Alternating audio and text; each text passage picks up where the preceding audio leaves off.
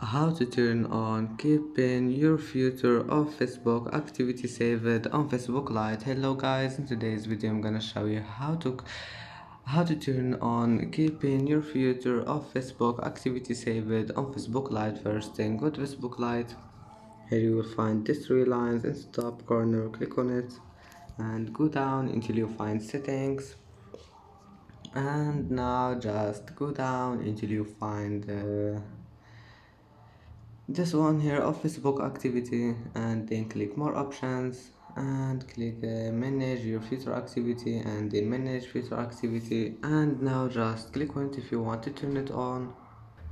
And that's it for today's video. If you like this video, please don't forget like and don't forget subscribe, and thank you for watching this video until the end, and see you in the next video.